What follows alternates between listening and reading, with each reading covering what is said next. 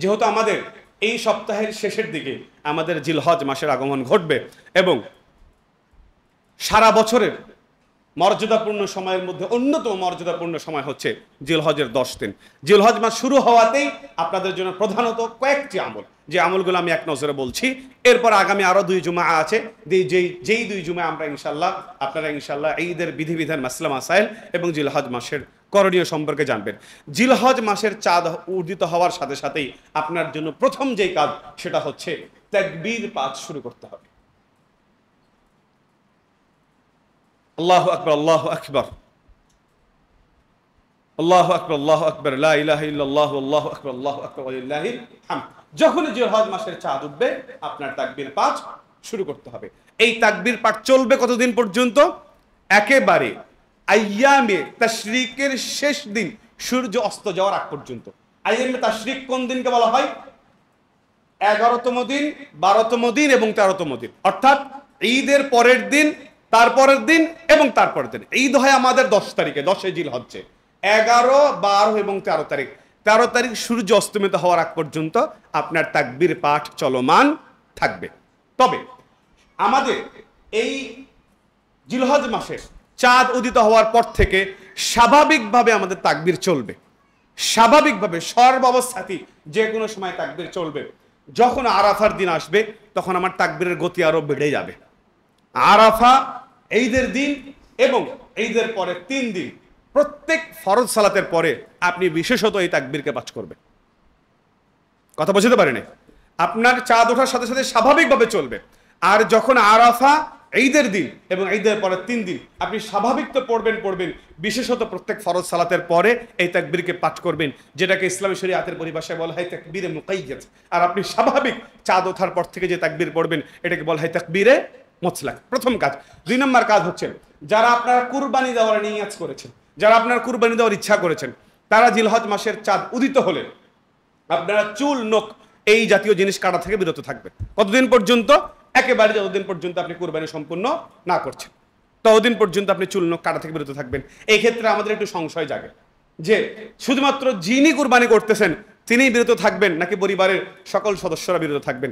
এই ক্ষেত্রে আল্লাহ রাসূল সাল্লাল্লাহু আলাইহি ওয়াসাল্লামের হাদিসে স্পষ্ট আকারে বলা হয়েছে, মান আরাদা আন ইউযাহিয়া, যে পশু জবাহ করতে চায়, যে কুরবানি করতে চায়, যাদের পক্ষ থেকে করা হচ্ছে তারা নয়। কাজেই চুল, নখ কাটা থেকে বিরত থাকাটা শুধুমাত্র যে কুরবানি করবে তিনি বিরত থাকবেন, পরিবারের অন্য সদস্যদেরকে বিরত থাকতে হবে না।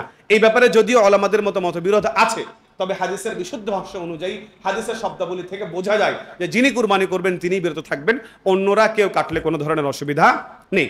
তৃতীয়ত, এই জিলহজ মাসের এই প্রথম 10 দিন অত্যন্ত মর্যাদাপূর্ণ 10 দিন।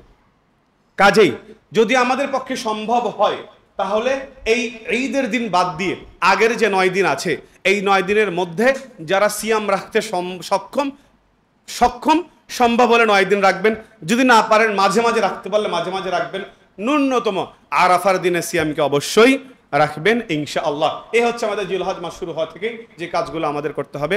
আমরা আল্লাহ সুবহানাহু ওয়া তাআলার কাছে দোয়া করি আমরা যেন আমাদের পূর্বের গুনাহগুলো থেকে ফিরে এসে আল্লাহ সুবহানাহু ওয়া তাআলার দিকে ফিরে আসতে পারি এবং আল্লাহর রহমতের ছায়া আচ্ছাদিত হতে পারি। আল্লাহ আমাদের তৌফিক দান করুন, সকলে বলে আমিন। আল্লাহ সুবহানাহু ওয়া তাআলার রহমত আমাদেরকে সদা বেষ্টন করে আছে। প্রতিনিয়তই আল্লাহর দয়া আমরা আমাদের জীবনে অনুভব করছি। পৃথিবীতে একজন মানুষ চলার জন্য যেমন আল্লাহ সুবহানাহু ওয়া তাআলার দয়া প্রয়োজন, তার চেয়ে বেশি দয়ার প্রয়োজন হবে একজন মানুষ যখন মারা যাবে। এবং একজন মানুষের সবচেয়ে বড় প্রাপ্তির জায়গা হচ্ছে এই জীবনে আল্লাহ তাআলার দয়া। যদি আল্লাহ তাআলার দয়া কোনো ব্যক্তি না পায় তাহলে তার পরলৌকিক জীবন মোটেও সুখকর বা সুন্দর হবে না। আজকের জুমার খুতবায় আল্লাহ সুবহানাহু ওয়া তাআলার দয়া আমাদের জীবনে কত বেশি গুরুত্বপূর্ণ এবং আল্লাহর দয়া প্রাপ্তির জন্য আমরা শুধুমাত্র একটা কি কাজ করতে পারি, এই বিষয়কে সামনে রেখেই আজকের আলোচনা উপস্থাপনের চেষ্টা করব ইনশাআল্লাহ। ওয়া মা তাওফীকি ইল্লা বিল্লাহ। সম্মানিত উপস্থিতি, আল্লাহ সুবহানাহু ওয়া তাআলা সূরাতুল আ'রাফের ভিতরে বলছেন, ওয়া রাহমাতি ওয়াসিআত কুল্লা শাই। আল্লাহ বলছেন, আমার রহমত প্রত্যেক জিনিসকে বেষ্টন করে আছে। আমার রহমত প্রতিটা জিনিসকে ঘিরে আছে, প্রতিটি জিনিসকে ঘেরাও করে আছে। পৃথিবীতে এমন কোনো জিনিস নেই যেই জিনিসকে আল্লাহ সুবহানাহু ওয়া তাআলা রহমত বেষ্টন করে নেই। আল্লাহ সুবহানাহু ওয়া তাআলা সূরাতু আন-নাজমের ভিতরে বলছেন, ইন্না রাব্বাকা ওয়াসিউল মাগফিরাহ। নিশ্চয় আপনার রব আল্লাহ সুবহানাহু ওয়া তাআলা তিনি হচ্ছেন ক্ষমার বিস্তৃত আধার। যে আল্লাহর কাছে ক্ষমার একদম আধার রয়েছে, যে আল্লাহ সুবহানাহু ওয়া তাআলা মানুষদেরকে রহমত দিয়ে আচ্ছাদিত করে দেন। আমরা মানুষেরা প্রতিনিয়তই সর্ব অবস্থাতেই বিভিন্ন ধরনের আল্লাহ সুবহানাহু ওয়া তাআলার আনুগত্য থেকে বাইরে। আমাদের বর্তমানে বাংলাদেশের মানুষের পার্সেন্টেজ যদি হিসাব করা যায়, তাহলে হয়তো 90% বা তার বেশি সংখ্যক মানুষই হবে যারা আমরা সালাত আদায় করছি না। তো যারা আমরা সালাত আদায় করছি না, তারা কিন্তু আল্লাহ সুবহানাহু ওয়া তাআলার আনুগত্যের বাইরে চলে গেছে। বেশি সংখ্যক মানুষই যারা আমরা যাকাত আদায় করি না, তো আমরা যাকাত আদায় যারা করছে না, তারা কিন্তু আল্লাহর আনুগত্যের বাইরে চলে গেছে। বহু মানুষ আছে যারা আমরা সুদের সাথে ওতপ্রোতভাবে নিমজ্জিত, যারা আমরা সুদে নিমজ্জিত, তারা কিন্তু আল্লাহর আনুগত্য থেকে বাইরে চলে গেছে। যারা হারাম পন্থায় উপার্জন করছি, তারাও আল্লাহর আনুগত্য থেকে বাইরে চলে গেছে। যারা পর্দাবিহীন জীবন যাপন করছি, তারাও আল্লাহর আনুগত্য থেকে বাইরে চলে গেছে।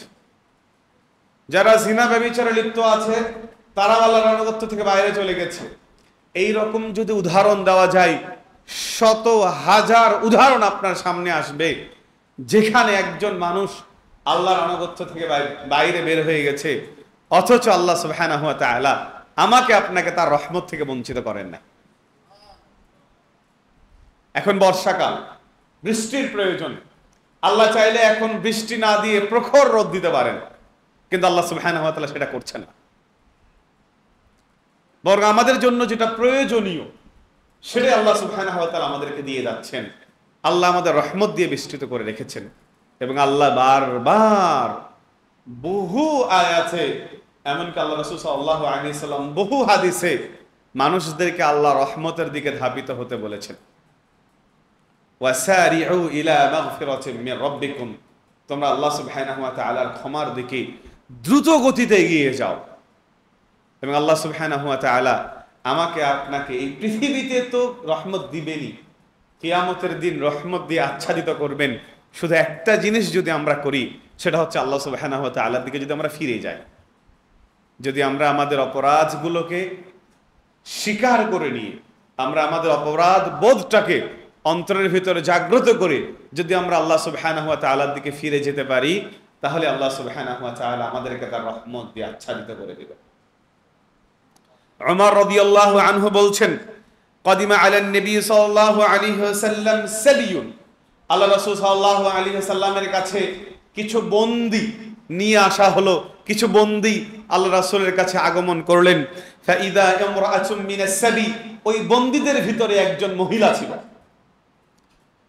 ক্বাদ তাহলুবু সাদিয়াহা তাসকি, যে মহিলার স্তন দুধে পরিপূর্ণ ছিল, যেন বাচ্চাকে দুধ খাওয়ার জন্য যেই ধরনের স্তন উপযুক্ত হতে হয়, ওই মহিলার স্তন তেমন দুধে পরিপূর্ণ ছিল বাচ্চাকে খাওয়ার জন্য। ওই মহিলা বাচ্চাকে দুধ খাওয়ার জন্য ছোটাছুটি করছিল।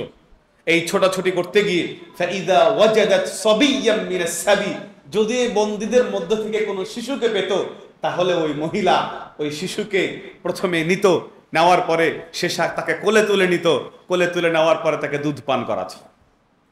যেই বাচ্চাই পাচ্ছে, ওই মহিলা ওই শিশুকে নিচ্ছে, কোলে তুলে নেওয়ার পরে দুধ পান করাচ্ছে।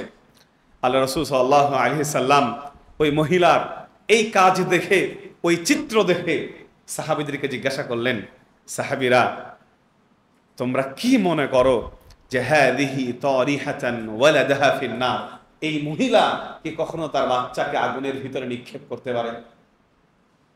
যে মহিলা বাচ্চার প্রতি এত দয়া, যে মহিলা বাচ্চাদের প্রতি এত দয়া, সেই মহিলাকে তারা নিজের বাচ্চাকে কখনো আগুনের ভিতরে নিক্ষেপ করতে পারে? সাহাবা ইকরামরা উত্তর দিচ্ছে, আল্লাহর রাসূল, এই মহিলার বাচ্চাদের প্রতি যত বেশি দয়া, সে কখনো তার বাচ্চাকে সক্ষমতা থাকলেও আগুনে নিক্ষেপ করতে পারে না। আল্লাহর রাসূল সাল্লাল্লাহু আলাইহি সাল্লাম সাহাবীদের এই জবাবের পর উত্তর দিলেন, আর আল্লাহু আরহামু বিইবাদিহি মিন হাদিহি, এই মহিলা বাচ্চাদের প্রতি যত দয়াদ্র, আল্লাহ সুবহানাহু ওয়া তাআলা তার বান্দাদের প্রতি তার চাইতেও বেশি দয়াশীল।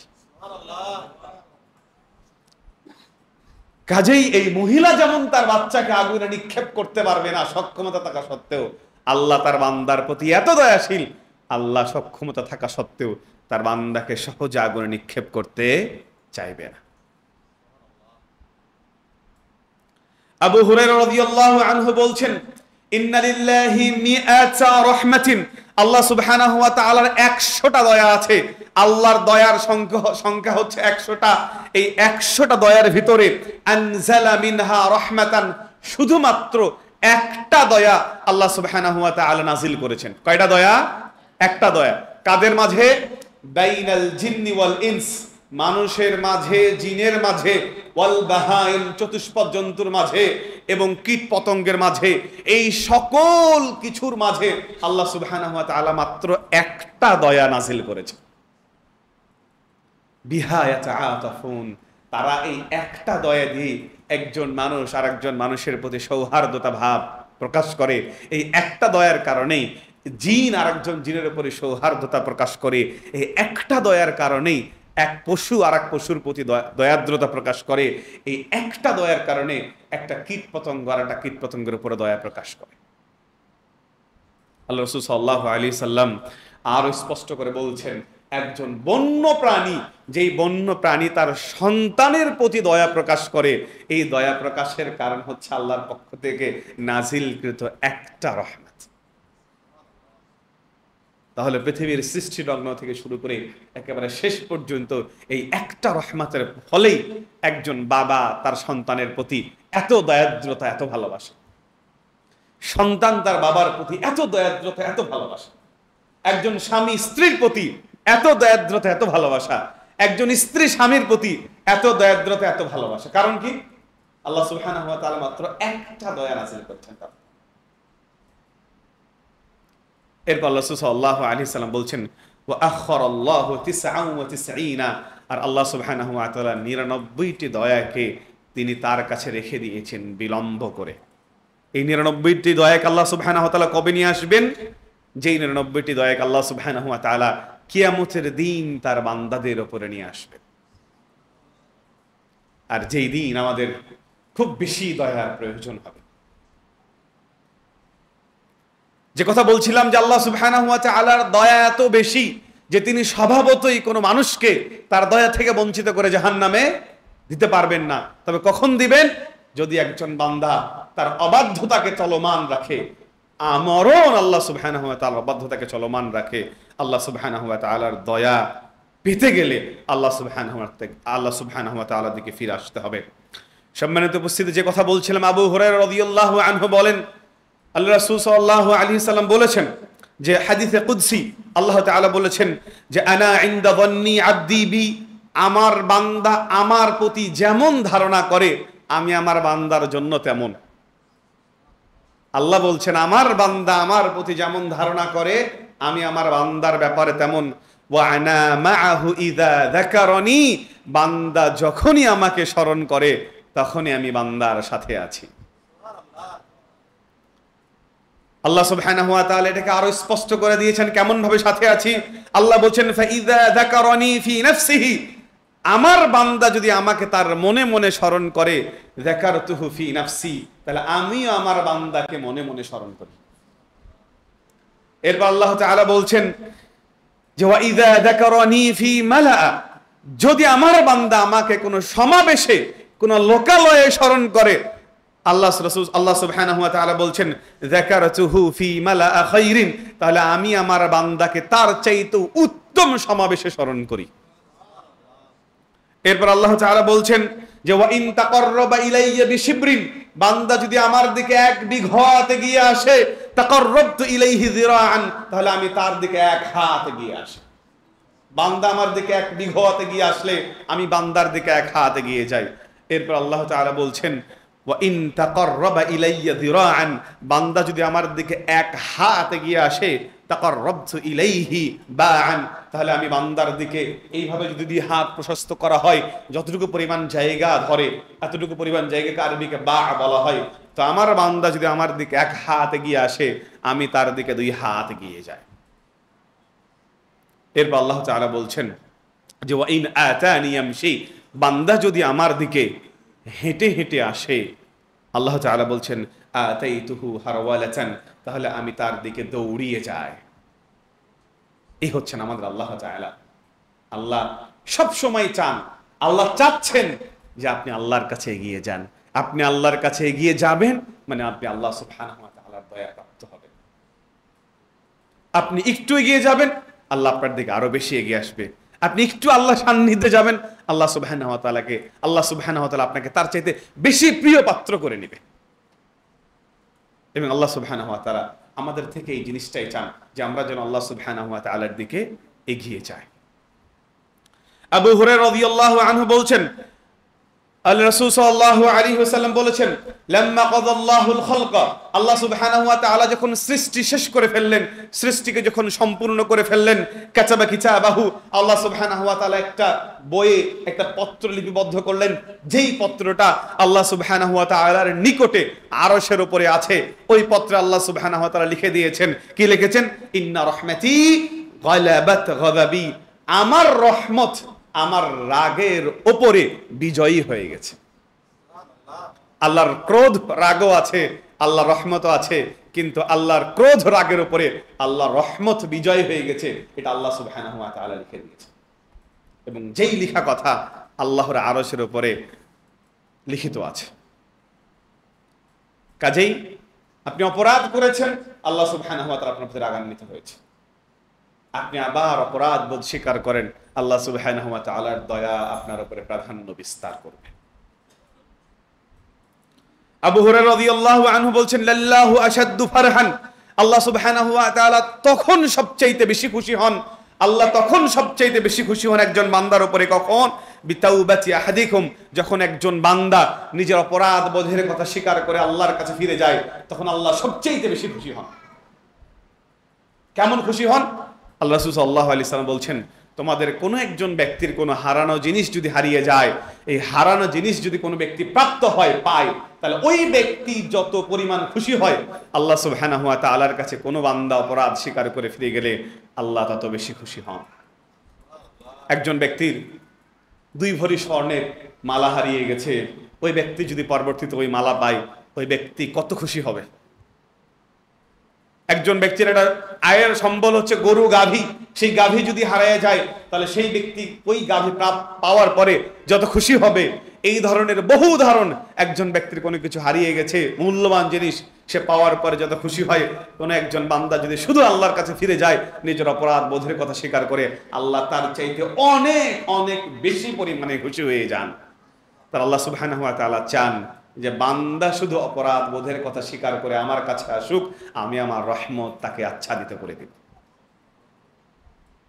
আনাস রাদিয়াল্লাহু আনহু বলছেন, আল্লাহ তাআলা বলেছেন, ইয়া ইবনে আদম, হে আদম সন্তান, ইন্নাকা মা দাআউতানি ওয়া রাজাউতানি গফারতু লাক, তুমি আমাকে যখনই ডাকো না কেন, যখনই তুমি আমার কাছে ক্ষমার প্রত্যাশা করো না কেন, আল্লাহ তাআলা বলেন যে গফারতু লাক, আমি তখনই তোমাকে ক্ষমা করে দিব। আলা মা কানা ফিক, তোমার অপরাধ বোধ যতই হোক না কেন, তোমার অপরাধ যতই হোক না কেন, তোমার পাপের বোঝা যখনই হোক না কেন, যখনই তুমি আমাকে ডাকবে আমি তোমার পাপকে ক্ষমা করে দেব। যখনই তুমি আমার কাছে এই প্রত্যাশা নিয়ে দোয়া করবে যে আল্লাহ তাআলা আমাকে ক্ষমা করে দাও, আমি তোমাকে ক্ষমা করে দেব। আল্লাহ তাআলা পরে আরো স্পষ্ট আকারে বলেছেন যে ওয়ালা উবালি, তোমাকে ক্ষমা করার ক্ষেত্রে আমি কোনো বিষয়ের পরোয়া করব না। আল্লাহ সাল্লাল্লাহু আলাইহি ওয়াসাল্লাম বলছেন, এরপরে লাউ বালাগাত যুনুবুক, আল্লাহ তাআলা বলছেন যদি তোমার পাপ একেবারে আনাহানাস সামাই, ঊর্ধ্ব আকাশ পর্যন্ত হয়ে যায়, আকাশের কিনারা পর্যন্ত তোমার পাপ হয়ে যায়, ফাস্তাগফারতানি সুম্মাস্তাগফারতানি, এরপরে যদি তুমি আমার কাছে ক্ষমা প্রার্থনা করো, আল্লাহ তাআলা বলছেন গফারতু লাক, তাহলে আমি তোমার পাপকে ক্ষমা করে দেব। পাপ করতে করতে করতে করতে আকাশের কিনারা পর্যন্ত পাপ চলে গেছে, একেবারে ঊর্ধ্ব আকাশ পর্যন্ত পাপ চলে গেছে, এরপর আল্লাহ তাআলা বলছেন যদি তুমি আমার কাছে ক্ষমা চাও আমি তোমার পাপকে ক্ষমা করে দেব। শুধু এখানেই শেষ না, আল্লাহ তাআলা আরো বলছেন ইন্নাকা লাউ আতাইতানি বিকরাবিল আরদি খাতায়া, একেবারে জমিন ভর্তি, পুরা জমিন ভর্তি পাপ নিয়ে যদি তুমি আমার কাছে আসো, তবে শর্ত হচ্ছে একটা, লা তুশরিক বি, যদি তুমি আমার সাথে কাউকে শরীক স্থাপন না করো, আল্লাহ তাআলা বলছেন আতাইতুকা বিকরাবিহা মাগফিরা, তাহলে তুমি যত বেশি পাপ নিয়ে আসবা আমি তত বেশি ক্ষমা নিয়ে তোমার সামনে হাজির হয়ে যাব। তাহলে আল্লাহর রহমতে আচ্ছাদিত হওয়ার একমাত্র মাধ্যম সেটা হচ্ছে নিজের অপরাধ বোধের কথা স্বীকার করে আল্লাহ সুবহানাহু ওয়া তাআলার কাছে ফিরে যাওয়া। সম্মানিত উপস্থিতি, যে কথা বলছিলাম, আল্লাহ রাসূল সাল্লাল্লাহু আলাইহি সাল্লাম বলছেন ইন্নাল্লাহা ইউদুনিল মুমিনা, আল্লাহ তাআলা কিয়ামতের দিন মুমিন বান্দাকে তার কাছে ডাকবেন, যে কাছে আসো।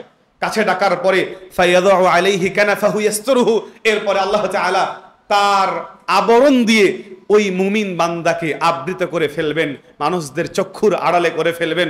আড়ালে করার পরে এরপরে পার্সোনালি ব্যক্তিগতভাবে ওই মুমিন বান্দাকে জিজ্ঞাসা করবেন আতাআরিফু যামবা কাযা, তুমি কি এই যে অপরাধ করেছিলে তুমি কি জানো যে তুমি এই অপরাধ করেছিলে? এবার মুমিন বান্দা বলবে নাম, আই রব, আল্লাহ তুমি যে অপরাধ বোধ আমাকে দেখাচ্ছ এই অপরাধ আমি করেছিলাম। মুমিন বান্দা তার অপরাধ বোধের কথা স্বীকার করার পরে যখন সে মনে মনে ভাববে আমার অপরাধ যেহেতু স্বীকার করে ফেলেছি, আল্লাহ যেহেতু আমার অপরাধ উপস্থাপন করে ফেলেছেন, আমার ধ্বংস অনিবার্য, ধ্বংস ছাড়া আমার আর কোনো গতি নেই। মুমিন বান্দা যখন এটা মনে মনে ভাববে, আল্লাহ রাসূল সাল্লাল্লাহু আলাইহি সাল্লাম বলছেন কালা, তখন আল্লাহ তাআলা ওই মুমিন বান্দাকে লক্ষ্য করে বলবে যে সাতারতুহা আলাইকা ফিদ দুনিয়া, এই যে তুমি অপরাধ করেছো এই অপরাধকে আমি দুনিয়াতে তোমার আবরণ করে রেখেছিলাম, ঢেকে রেখেছিলাম। এই পাপ আমি দুনিয়ার কোনো মানুষের কাছে প্রকাশ করিনি। ওয়া আনা আগফিরুহা লাকা আল-ইয়াউম, আজকে আমি তোমার এই পাপকে ক্ষমা করে দিলাম। তাহলে আল্লাহর কাছে আপনার অপরাধ বোধ গোপন থাকবে, এই গোপন অবস্থায় আল্লাহ আপনাকে গোপনে ডেকে আপনার পাপকে ক্ষমা করে দিবে, মার্জনা করে দিবে। কিয়ামতের দিনও কোন মানুষের সামনে প্রকাশ করবে না। এইটা হওয়ার জন্য কি হতে হবে? হাদিসের মধ্যে শব্দের কথা বলা হয়েছে যে আল্লাহ শুধুমাত্র এটা মুমিন বান্দাদের সাথে করবে। কাজে আমাকে আপনাকে মুমিন হতে হবে। দ্বিতীয়ত, দুনিয়াতে আমার এবং আপনার পাপ গোপন রাখার জন্য আল্লাহ রাসূল সাল্লাল্লাহু আলাইহি সাল্লাম বলেছেন যে মান সাতারা মুসলিমান সাতারাল্লাহু লাহু ফিদ দুনিয়া ওয়াল আখিরাহ, পৃথিবীতে যদি কোনো মুমিন ব্যক্তি অন্য কোনো মুমিন ব্যক্তির পাপকে গোপন রাখে তাহলে আল্লাহ তাআলা দুনিয়াতে এবং আখিরাতে তার পাপকে গোপন রাখবেন। আপনি অন্য কোনো মুসলিম ভাইকে দেখেছেন যে মুসলিম ভাই হয়তো অপরাধ করতেছে, আপনি চাইলেই সে অপরাধ বোধের কথা পৃথিবীর সবার কাছে ছড়িয়ে দিতে পারেন, আপনার এলাকাবাসী সবাইকে জানিয়ে দিতে পারেন, কিন্তু আপনি অপরাধ বোধের কথা সবাইকে না জানিয়ে ওই মুসলিম ভাইকে কাছে ডেকে বললেন যে তুমি যে অপরাধ করেছো এই অপরাধটা কিন্তু আমি দেখেছি, আমি তোমাকে অনুরোধের সুরে বলতে চাই তুমি পরিশুদ্ধ হয়ে যাও এবং আমি তোমার এই পাপকে গোপন রাখলাম। আল্লাহ সুবহানাহু ওয়া তাআলা এর বিনিময়ে আপনার পাপকে কিয়ামতের দিন গোপন রাখবেন, দুনিয়াতেও আপনার পাপকে আল্লাহ সুবহানাহু ওয়া তাআলা গোপন রাখবেন। আমাদের মাঝে এখন চরম পর্যায়ের এক ধরনের টেন্ডেন্সি হয়ে গেছে যে মানুষের কোনো অপরাধ বোধ পাপের কথা আসলেই সেটা একেবারে মানুষের মাঝে প্রচার করে দেওয়া। আর বর্তমান অনলাইন ফেসবুকের যুগে তো এটা আরো বেশি মারাত্মক। কোনো কিছু ঘটলেই সেটাকে আমরা ভিডিও ধারণ করে সেটাকে ছবি গ্রহণ করে একেবারে অনলাইনে মানুষের ভিতরে প্রচার করে দিচ্ছি। আপনি একজন মানুষের অপরাধ বোধকে প্রকাশ করে দিচ্ছেন, আল্লাহ সুবহানাহু ওয়া তাআলা আপনার অপরাধ বোধকে প্রকাশ করে দিবেন। আপনি গোপন রাখবেন, আল্লাহ সুবহানাহু ওয়া তাআলা আপনার অপরাধ বোধকে গোপন রাখবেন। সম্মানিত উপস্থিতি, যে কথা বলছিলাম যে আল্লাহ সুবহানাহু ওয়া তাআলার রহমতে আচ্ছাদিত হওয়ার জন্য যেটা করণীয় সেটা হচ্ছে আল্লাহ সুবহানাহু ওয়া তাআলার দিকে ফিরে যেতে হবে নিজের অপরাধ বোধের কথা স্বীকার করে। আবু হুরায়রা রাদিয়াল্লাহু আনহু বলেন, আল্লাহ রাসূল সাল্লাল্লাহু আলাইহি সাল্লাম বলেছেন, কানা রাজুলান ফি বনি ইসরাঈল, বনি ইসরাঈলের দুইজন ব্যক্তি ছিল। কয়জন ব্যক্তি? দুইজন ব্যক্তি ছিল। এই দুইজন ব্যক্তির ভিতরে আহাদুহুমা ইউযনিবু, একজন ব্যক্তি ছিল যে শুধু অপরাধ করত, যে শুধু পাপ করত, সারাক্ষণ অন্যায় অপরাধের কাজে নিমজ্জিত থাকতো। একজন ব্যক্তি ছিল এমন। ওয়াসানি, দ্বিতীয় ব্যক্তি যে ছিল সে হচ্ছে মুজতাহিদুন ফিল ইবাদাহ, একেবারে আবেদ ব্যক্তি, সব সময় সারাক্ষণ যে নিজেকে শুধু ইবাদতের মধ্যে নিমজ্জিত রাখতো, সব সময় সারাক্ষণ শুধু ইবাদতের মধ্যে নিজেকে নিমজ্জিত রাখতো। এই বনি ইসরাইলের দুই ধরনের ব্যক্তি ছিল, দুইজন ব্যক্তি ছিল। ফাকানা লা ইয়াজালুল মুজতাহিদু ইয়ারাল আখার, তো যে ব্যক্তি আবেদ, সারাক্ষণ যে ইবাদতে নিজেকে নিয়োজিত রাখে, এই ব্যক্তি অপর ব্যক্তিকে দেখতো যে ও সারাক্ষণ পাপে নিমজ্জিত আছে। তো যখনই সে তাকে দেখতো তখন তাকে বলতো যে আকসির, তুমি যে সারাক্ষণ এই পাপে নিমজ্জিত আছো, তুমি তোমার পাপকে কমিয়ে দাও, তুমি তোমার পাপকে কমিয়ে দাও। যখনই এই আবেদ ব্যক্তি ওই পাপী ব্যক্তিকে এই কাজ করতে দেখতো তখনই বলতো তুমি তোমার পাপকে কমিয়ে দাও। ঠিক এরই ধারাবাহিকতায় আল্লাহ রাসূল সাল্লাল্লাহু আলাইহি সাল্লাম বলছেন, ফাওয়াজাদাহু ইয়াওমান আলা যামবিন, একদিন দেখছে ওই আবেদ ব্যক্তি যে পাপী ব্যক্তি পাপে নিমজ্জিত আছে, এমত অবস্থায় ওই পাপী ব্যক্তিকে ডেকে বলছে আকসির, এই যে তুমি সারাদিন পাপ করতেছো, পাপ ছেড়ে দাও, পাপ বাদ দিয়ে দাও, পাপ কমিয়ে দাও। এই আবেদ ব্যক্তি যখন এই পাপী ব্যক্তিকে এই কথা বলেছে, এবার এই পাপী ব্যক্তি উত্তর দিচ্ছে, খাল্লিনি ওয়া রাব্বি, আরে বাদ দাও তো, আরে ছেড়ে দাও তো তুমি আমাকে, আমি পাপ করতে থাকি। ওয়া রাব্বি আলাইয়া রাকিবান, আমার আল্লাহ কি আমার উপরে তোমাকে পাহারাদার করে পাঠাইছে নাকি, যে তুমি সারাক্ষণ শুধু আমাকে এই চোখে চোখে রাখো, পাহারায় রাখো এবং পাপ থেকে বিরত থাকার কথা বলো। এই পাপী ব্যক্তি যখন ওই আবেদ ব্যক্তিকে এই উত্তর দিয়েছে, তখন ওই আবেদ ব্যক্তি এবার যেই কথাটা বলেছেন এই কথাটা ছিল অনেক বেশি মারাত্মক। এবার তখন ওই আবেদ ব্যক্তি ওই পাপী ব্যক্তিকে বলছে যে ওয়াল্লাহি লা ইয়াগফিরুল্লাহু লাক, আল্লাহর কসম আল্লাহ তোমাকে কোনোদিন মাফ করবে না। অন্য বর্ণনায় এসছে যে আও লা ইউদখিলুকাল্লাহুল জান্নাহ, আল্লাহ সুবহানাহু ওয়া তাআলা তোমাকে কোনোদিন জান্নাতে প্রবেশ করাবে না। ব্যক্তি আবেদ, সারাদিন ইবাদত করে, ইবাদতে ব্যস্ত থাকে, কিন্তু যেই কথাটা সে বলেছে এই কথাটা আল্লাহ সুবহানাহু ওয়া তাআলার পছন্দ হয় না। আমি আল্লাহ, আমি আমার বান্দাকে ক্ষমা করব কি না করব সেটা আমি জানি। আমার বান্দাকে আমি জান্নাতে প্রবেশ করাবো কিনা কি না করাবো সেটা আমি জানি। তুমি এই কথা বলার কে যে আল্লাহ সুবহানাহু ওয়া তাআলা তোমাকে কোনোদিনই ক্ষমা করবে না এবং তোমায় কোনোদিনই জান্নাতে প্রবেশ করবে না। আল্লাহ তাআলা এরপরে কুবিযা আরওয়াহুমা, ওই দুইজনের মৃত্যু ঘটিয়ে দিলেন। মৃত্যু ঘটিয়ে দেওয়ার পরে আল্লাহ সুবহানাহু ওয়া তাআলা ওই পাপী এবং আবেদ দুইজনকে ডেকেছেন। ডাকার পরে ওই আবেদ ব্যক্তিকে বলতেছেন যে তুমি কিভাবে ওই পাপী ব্যক্তিকে বললে যে আল্লাহ সুবহানাহু ওয়া তাআলা কোনোদিন তোমাকে ক্ষমা করবে না? তুমি কি আমার ব্যাপারে জানো, নাকি তুমি আমার ব্যাপারে ক্ষমতাবান যে তুমি এই কথা বলে দিলে আল্লাহ সুবহানাহু ওয়া তাআলা তাকে কোনোদিন ক্ষমা করবে না? তুমি যেহেতু অহংকার বশত আমার ব্যাপারে এই ধরনের মন্তব্য করেছো, আল্লাহ তাআলা অর্ডার দিলেন ওই আবেদকে জাহান্নামে প্রবেশ করাও আর ওই পাপীকে জান্নাতে প্রবেশ করিয়ে দাও। যে কথা বলছিলাম, আল্লাহ সুবহানাহু ওয়া তাআলার দয়া সর্ব অবস্থাতে আমাদের উপরে বিস্তৃত এবং আল্লাহ সুবহানাহু ওয়া তাআলা দয়ালু। আল্লাহ সুবহানাহু ওয়া তাআলা দয়ালু। এই আল্লাহ সুবহানাহু ওয়া তাআলা দয়ালু নয় এই কথা একজন বলাতেই, আবেদ ব্যক্তি বলাতেও আল্লাহ সুবহানাহু ওয়া তাআলা সেটাকে পছন্দ করেন। এই জন্য আল্লাহ সুবহানাহু ওয়া তাআলার যতগুলো গুণাবলী আছে, এই গুণাবলীর মধ্যে দুইটা গুণাবলী আছে যেটা দয়া সংক্রান্ত। আমরা যখন যেই কোনো সূরা শুরুতেই বলি বিসমিল্লাহির রহমানির রহিম, এই আর রহমান আর রহিম এই দুইটা শব্দই হচ্ছে আল্লাহ সুবহানাহু ওয়া তাআলার দয়া সংক্রান্ত। আমরা যখন সূরা ফাতিহা পড়তে যাই তখন আমরা শুরুতে আলহামদুলিল্লাহি রাব্বিল আলামিন, তারপরে কি বলি? আর রহমানির রহিম। আল্লাহ সুবহানাহু ওয়া তাআলার দয়া এত বিস্তৃত, এত বেশি, যে কারণে আল্লাহ সুবহানাহু ওয়া তাআলা দুইটা আলাদা গুণবাচক নাম বর্ণিত হয়েছে আল্লাহর দয়াকে কেন্দ্র করে। আল্লাহ সুবহানাহু ওয়া তাআলার রাগের ব্যাপারে একটা গুণবাচক নাম, আল্লাহ সুবহানাহু ওয়া তাআলার অন্য সকল বিষয়ে একটা গুণবাচক নাম, কিন্তু দয়ার ক্ষেত্রে 2টা গুণবাচক নাম বর্ণিত হয়েছে।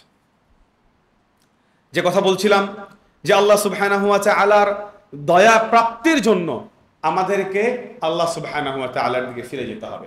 সময় যেহেতু আমাদের সংক্ষিপ্ত, আমি আপনাদের সামনে 2টা প্রসিদ্ধ এবং যেই 2টা ঘটনার প্রায় 2টা ঘটনায় আমাদের জানা, আমি শুধু আপনাদের স্মরণ করিয়ে দেব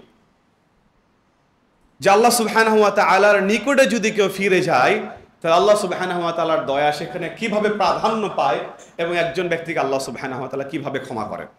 আবু হুরায়রা রাদিয়াল্লাহু আনহু বলছেন, আল্লাহ রাসূল সাল্লাল্লাহু আলাইহি সাল্লাম বলছেন যে রাজুলুন লাম ইয়ামাল খায়রান কাত, একজন ব্যক্তি ছিল যে ব্যক্তি কোনোদিন ভালো কাজ করে না, শুধু মন্দ কাজ করেছে, শুধুই মন্দ কাজ করেছে, এমন একজন ব্যক্তি ছিল। ফালাম্মা হাদারাহুল মাউত, ওই ব্যক্তি যখন বুঝতে পারলো যে মৃত্যু আমার একেবারেই সন্নিকটে, তখন সেই ব্যক্তি আওসা বানিহি, তার সন্তানদেরকে ডাকলো, ডাকার পরে ওসিয়ত করলো। কি ওসিয়ত করলো? যে ইদা মাত, যখন সে মারা যাবে, ফাহাররিকুহু, মারা যাওয়ার পরে তার যেই দেহ, এই বডিটাকে তারা পুড়িয়ে দিবে। পুড়িয়ে দেওয়ার পরে উদুরু নিসফাহু ফিল বাহরি ওয়া নিসফাহু ফিল বাররি, এই পোড়ার পরে যেই ছাইটা হবে, এই ছাইটা অর্ধেক তারা সমুদ্রে ফেলে দিবে আর অর্ধেক তারা জমিনের বিভিন্ন জায়গায় ছিটিয়ে দিবে। ফালাম্মা মাতা, সন্তানদেরকে এই অর্ডার যখন দিলেন, অর্ডার দেওয়ার পরে যখন মারা গেলেন, প্রথমত কথা হচ্ছে সন্তানদেরকে এই অর্ডার তিনি কেন দিয়েছিলেন?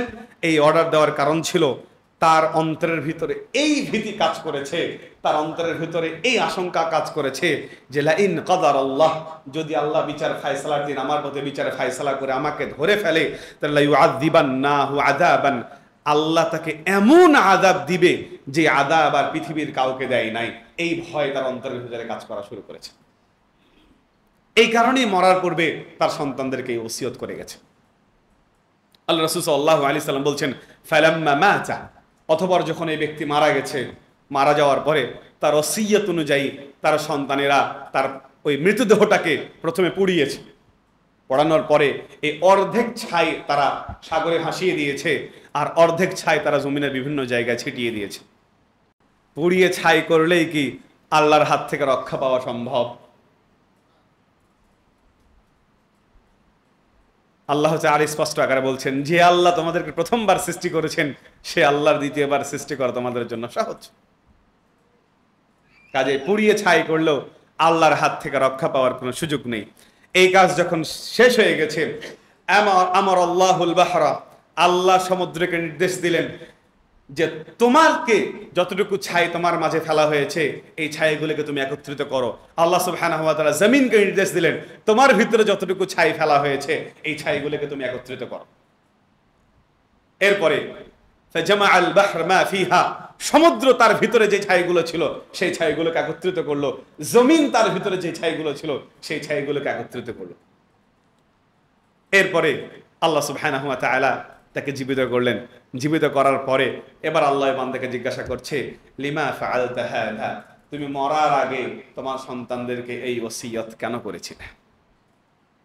এবার এই ব্যক্তি উত্তর দিচ্ছে মিন খাশিয়াতিকা ইয়া রব, আল্লাহ শুধুমাত্র আপনার ভয়ে আমি আমার সন্তানদেরকে এই কাজ করতে বলছি। এবার আল্লাহ তাআলা বলছেন, আল্লাহ রাসূল সাল্লাল্লাহু আলাইহি সাল্লাম বলছেন ফাগাফারা লাহু, আল্লাহ তাআলা তখন এই ব্যক্তিকে ক্ষমা করে দিলেন। যেই ব্যক্তি পৃথিবীর সবচেয়ে বড় পাপী এবং তার বিশ্বাস আমি মরে গেলে আল্লাহ আমাকে সবচেয়ে বেশি শাস্তি দিবেন, সেই ব্যক্তির ভিতরে যখন আল্লাহর ভয় তাকওয়া যখন তার ভিতরে উদিত হয়েছে, আল্লাহ তাআলা এই তাকওয়া উদিত হওয়ার কারণে তাকে ক্ষমা করে দিয়েছে। তাহলে ক্ষমা পেতে গেলে কি করতে হবে? ক্ষমা পেতে গেলে আল্লাহ সুবহানাহু ওয়া তাআলার কাছে ফিরে যেতে হবে। তাহলে আপনি যত বড় অপরাধী হন না কেন আল্লাহ সুবহানাহু ওয়া তাআলা আপনাকে ক্ষমা করে দিবেন। আরেকটা বানু ইসরাঈলের খুবই প্রসিদ্ধ হাদিস, যে প্রসিদ্ধ হাদিসটা আমাদের প্রায়শই সবারই জানা, আমি শুধু স্মরণার্থে আপনাদেরকে বলছি। আল্লাহ রাসূল সাল্লাল্লাহু আলাইহি সাল্লাম বলছেন যে কানা ফী মান ক্বাবলাকুম, তোমাদের পূর্ববর্তী যারা ছিল, রাজুলুন, তাদের ভিতরে একজন ব্যক্তি ছিল, কাতালা 99 নাফসান, যে ব্যক্তি 99 জন মানুষকে হত্যা করেছে। কয়জন? 99 জন মানুষকে হত্যা করেছে। এই 99 জন মানুষকে হত্যা করার পরে তার অন্তরের ভিতরে এবার বোধ জাগ্রত হয়েছে, না, আমি তো যে কাজ করেছি এটা অপরাধের কাজ। এরপরে ওই ব্যক্তি খোঁজ করা শুরু করেছে যে এই অঞ্চলের ভিতরে, এই জমিনের ভিতরে সবচেয়ে জ্ঞানী ব্যক্তি কে আছে। এরপরে ফাদুল্লাহ আলা রাহিবিন, একজন পাদ্রীর সন্ধান দেওয়া হয়েছে যে যাও, ওই পাদ্রী আছে, যে পাদ্রী হচ্ছে এই ভূখণ্ডের মধ্যে সবচেয়ে জ্ঞানী ব্যক্তি। এরপরে সে ওই পাদ্রীর কাছে গেছে। পাদ্রীর কাছে যাওয়ার পরে পাদ্রীকে বলতেছে যে আমি 99 জন মানুষকে হত্যা করেছি, আমার ফিরে আসার বা আমার পাপ মার্জনা হওয়ার কোনো রাস্তা আছে কিনা। এবার পাদ্রী বলতেছে যে না, তোমার পাপ মার্জনা হওয়ার, ফিরে আসার কোনো রাস্তা নেই। এবার ওই ব্যক্তি পাদ্রীকে হত্যা করেছে, হত্যা করে 100 জন পূর্ণ করে ফেলেছে।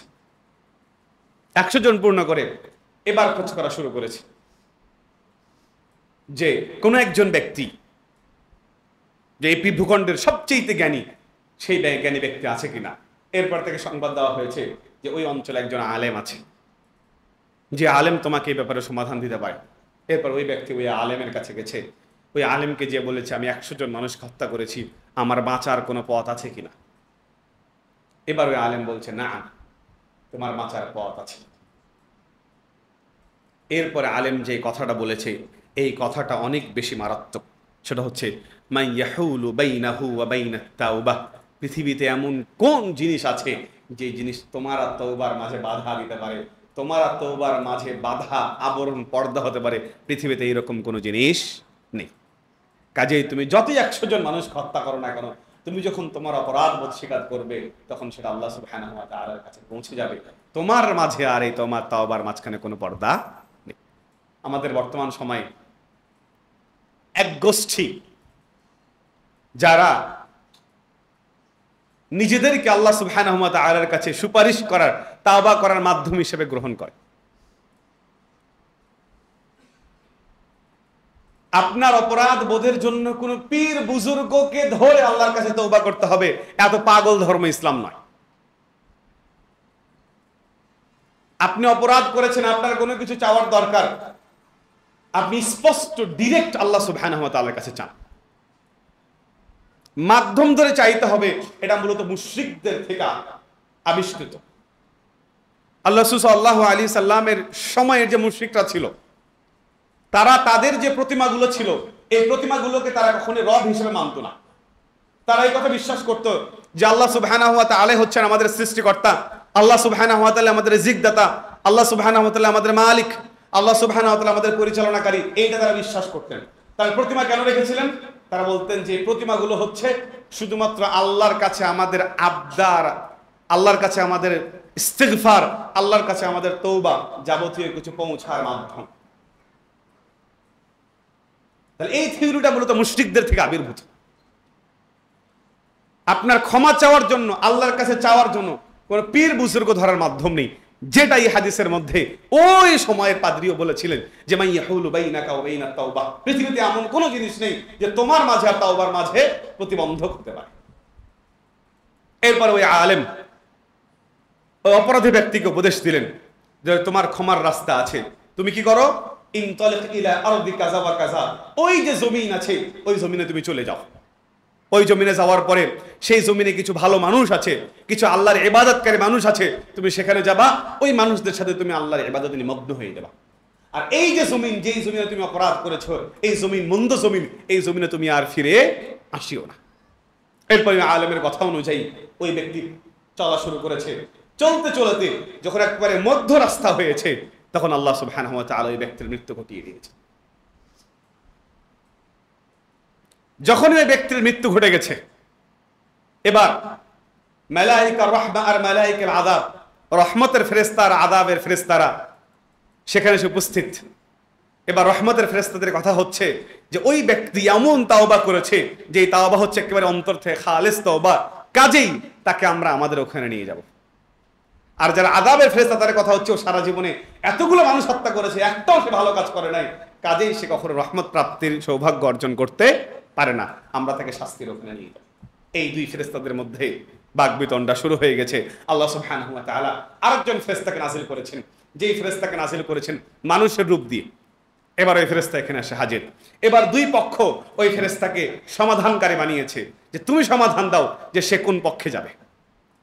এবার ওই ফেরেশতা সমাধান দিচ্ছে যে ওই ব্যক্তি যেই ভূখণ্ডের কাছাকাছি গেছে সেই ভূখণ্ডের ফেরেশতারা তাকে নিয়ে যাবে। অর্থাৎ সেই ব্যক্তি ভালো জমিনের দিকে যাচ্ছিল, সুতরাং সে যদি ভালো জমিনের কাছাকাছি যায় তাহলে সে তাকে রহমতের ফেরেশতারা নিয়ে যাবে।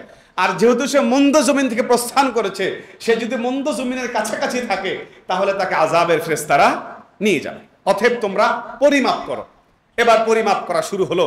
পরিমাপ করতে গিয়ে দেখা গেল যে ওই ব্যক্তি ওই কল্যাণকর জমিনের দিকে বেশি কাছাকাছি হয়ে গেছে। এরপর রহমতের ফেরেশতারা তাকে নিয়ে চলে গেল, আল্লাহ সুবহানাহু ওয়া তাআলা তাকে ক্ষমা করে দিলেন। বর্ণনাকারী বলছেন যে যখন ওই ব্যক্তি মারা যায়, মারা যাওয়ার সময় পিঠের এই যে পিঠ এবং বুক, এই বুকের ভরে সে কয়েক গোড় দিয়েছে। এই কয়েক গোড় দেওয়ার কারণে আল্লাহ সুবহানাহু ওয়া তাআলা তাকে ওই জমিনের নিকটবর্তী করে দিয়েছে। এইটা হচ্ছে আল্লাহ সুবহানাহু ওয়া তাআলার দয়া। তো যে কথা বলছিলাম যে আল্লাহর দয়া যদি আপনি পেতে চান তাহলে আপনাকে কি করতে হবে? আল্লাহ সুবহানাহু ওয়া তাআলার দিকে ফিরে যেতে হবে, আপনার অপরাধ বোধকে স্বীকার করতে হবে। একটা কথা শক্তভাবে মনে রাখবেন, আমল দিয়ে আপনি জান্নাতে যেতে পারবেন না। ওই আবেদ আমল দিয়ে জান্নাতে যেতে পারেনি। সুতরাং আপনি যতই আমল করেন না কেন, আল্লাহ সুবহানাহু ওয়া তাআলার দয়া ছাড়া আপনি শুধু আমল দিয়ে জান্নাতে যেতে পারবেন না। যেটা আল্লাহ রাসূল সাল্লাল্লাহু আলাইহি সাল্লামের স্পষ্ট হাদিস দ্বারা প্রমাণিত। আল্লাহ রাসূল সাল্লাল্লাহু আলাইহি সাল্লাম বলছেন, লা ইউদখিলা আহাদুন আমালুহুল জান্নাহ, কোন একজন ব্যক্তিকে তার আমল কখনো জান্নাতে প্রবেশ করাতে পারবে না। সাহাবারা জিজ্ঞাসা করলো, ওয়ালা আনত, আল্লাহ রাসূল আপনিও কি আপনার আমল দিয়ে জান্নাতে যেতে পারবেন না? আল্লাহ রাসূল সাল্লাল্লাহু আলাইহি সাল্লাম বলছেন, না, আমি নিজেও আমার আমল দিয়ে জান্নাতে যেতে পারবো না। কতক্ষণ পর্যন্ত? হাত্তা ইল্লা আন ইয়াতাগাম্মানি দিয়াল্লাহু বিফাদলিন ওয়া রাহমা, যতক্ষণ পর্যন্ত আল্লাহ সুবহানাহু ওয়া তাআলা আমাকে তার দয়া এবং তার অনুগ্রহ দিয়ে বেষ্টন না করে নেবেন। আল্লাহ সুবহানাহু ওয়া তাআলা আমাকে তার দয়া এবং অনুগ্রহ দিয়ে বেষ্টন করে নেবেন, এরপর আমি জান্নাতে চলে যাব। কাজে আল্লাহ সাল্লাল্লাহু আলাইহি সাল্লাম বললেন, ওয়াসাদ্দিদু ওয়া কারিবু, সুতরাং তোমরা মধ্যম পন্থা অবলম্বন করো এবং ভালো কাজের দিকে অনেক বেশি উৎসাহিত হও। সুতরাং আপনাকে আল্লাহ সুবহানাহু ওয়া তাআলার দয়া ভিক্ষা লাগবেই। এখানে একটা জরুরি কথা আপনাদেরকে বলে দিই, সেটা হচ্ছে একজন মুমিন যে কোনো আমল করবে দুইটা জিনিসকে সামনে রেখে। কয়টা জিনিসকে সামনে রেখে? দুইটা জিনিসকে। একটা হচ্ছে আর রাজা, আর হচ্ছে আল খাউফ। তার অন্তরের ভিতরে আল্লাহ সুবহানাহু ওয়া তাআলা তাকে জান্নাত দিবেন, আল্লাহ তাকে দয়া করবেন, এই প্রত্যাশা তার অন্তরে রাখতে হবে। দুই, আল্লাহ যদি আমাকে দয়া না করেন, আমি যদি অপরাধ করি, তাহলে আল্লাহ আমাকে শাস্তি দিবেন, এই ভীতিও তার অন্তরের ভিতরে থাকতে হবে। তাহলে আল্লাহর দয়া প্রাপ্তির আশা থাকতে হবে, পাশাপাশি আল্লাহ আমাকে শাস্তি দিবেন এই ভয়ও থাকতে হবে। এই দুইটা জিনিস একজন মুমিনকে অন্তরে লালন করে আল্লাহ সুবহানাহু ওয়া তাআলার ইবাদত করতে হবে। সম্মানিত উপস্থিতি, আমাদের মধ্যে বহু মানুষ আছে যারা আমরা সদ্য দিনে ফিরছি। বহু মানুষ আছে যারা হয়তো এখন আমরা বিভিন্ন ধরনের জ্ঞাত অজ্ঞাত সারে অপরাধের মধ্যে জড়িয়ে আছি। বহু মানুষ আছে যারা হয়তো আমরা নিজের অপরাধ বোধের কথা এখনো স্মরণ করি। আমাদের বহু মানুষ আছে যারা হয়তো এখন আমরা আল্লাহর আনুগত্য থেকে বাইরে চলে গেছি। আপনাদের উদ্দেশ্যে আল্লাহ সুবহানাহু ওয়া তাআলার পক্ষ থেকে শেষ আয়াত, আল্লাহ তাআলা বলছেন, কুল, হে নবী আপনি বলে দিন, ইয়া ইবাদিয়াল্লাযীনা আসরাফু আলা আনফুসিহিম, আমার বান্দাদের মধ্য থেকে যারা তোমরা নিজেদের নাফসের উপরে জুলুম করেছো, নিজেদের উপরে অন্যায় করেছো, নিজেদের উপরে অন্যায় করে তোমরা অপরাধমূলক কাজ করেছো, আল্লাহ তাআলা বলছেন, লা তাকনাতু মির রাহমাতিল্লাহ, তোমরা আল্লাহর রহমত থেকে কখনো নিরাশ হতাশ হয়ে যেও না। আল্লাহ তাআলা বলছেন, ইন্নাল্লাহা ইয়াগফিরুদ যুনুবা জামিআ, আল্লাহ সুবহানাহু ওয়া তাআলা তোমার সকল পাপকে ক্ষমা করে দিবে। কাজেই যারা বেদিন অবস্থায় ছিলেন, যারা নতুন দিনে ফিরেছেন, যারা ভুল দিনে ছিলেন এবং যারা এখনো দিনে ফিরতে পারেন নাই, সবার উদ্দেশ্যে আমার পক্ষ থেকে একটাই মেসেজ, একটাই বার্তা, সেটা হচ্ছে আপনি আপনার অপরাধকে স্বীকার করে দিনে ফিরে আসুন এবং আল্লাহ রহমতের প্রত্যাশা করুন। আল্লাহ সুবহানাহু ওয়া তাআলা আপনার ভুলগুলোকে ক্ষমা করে দেবেন ইনশাআল্লাহ। আপনি কিভাবে আল্লাহ সুবহানাহু ওয়া তাআলার দিকে ফিরবেন, কিভাবে আপনার অপরাধবোধকে স্বীকার করবেন? অপরাধবোধ স্বীকার করার তিনটা স্তর, তিনটা কাজের মাধ্যমে নিজের অপরাধবোধকে স্বীকার করতে হবে। এক, আন-নাদমু আলাল মাদি, আপনি আগের যেই কাজগুলো করেছেন, অতীতে যে কাজগুলো করেছেন, এই কাজগুলোর জন্য আপনি অনুতপ্ত হবেন, প্রথম কাজ। দুই, আল-ইকলাউ আনিয যামব, আপনি যে অপরাধমূলক কাজগুলো করেছেন এই অপরাধমূলক কাজ থেকে বিরত থাকবেন। আগে জিনা করেছেন, জিনা থেকে বিরত থাকবেন। আগে আপনি দাড়ি রাখেন নাই, আপনি দাড়ি চেঁচেছেন, দাড়ি চাচা বন্ধ করবেন। আগে আপনি সুদ খেয়েছেন, সুদ খাওয়া বন্ধ করবেন। আগে আপনি হারাম উপার্জন করেছেন, হারাম উপার্জন বন্ধ করবেন। আগে সালাত আদায় করেননি, সালাত আদায় করবেন। যেই ধরনের অপরাধমূলক আপনি কাজ করেছেন সেই অপরাধমূলক কাজের জন্য প্রথমত হচ্ছে অনুতপ্ত হওয়া, দ্বিতীয়ত সেই কাজ থেকে ফিরে এসে ভালো কাজ করা। নাম্বার তিন, আল আজমু আল্লা তাউদ, এবং এই প্রতিজ্ঞাবদ্ধ হতে হবে যে ওই কাজ আপনি ভবিষ্যতে আর কোনোদিন করবেন না। এইভাবে আপনি আপনার অপরাধ বোধ থেকে ফিরে আসতে হবে। তাহলে আল্লাহ রাসূল সাল্লাল্লাহু আলাইহি সাল্লামের সুন্নাহ এবং আল্লাহ তাআলার আয়াত অনুযায়ী বোঝা যায় যে আপনি আল্লাহ সুবহানাহু ওয়া তাআলার রহমতের অন্তর্ভুক্ত হবেন ইনশাআল্লাহ। সম্মানিত উপস্থিতি, আমরা যেন সর্বাবস্থাতে আমাদের অপরাধমূলক কাজগুলোকে কমিয়ে দিয়ে আল্লাহ সুবহানাহু ওয়া তাআলার রহমতের প্রত্যাশায় আমরা আমাদের আমলগুলোকে করতে পারি, সেটা তৌফিক আল্লাহ আমাদের দান করুন। সকলে বলে আমিন।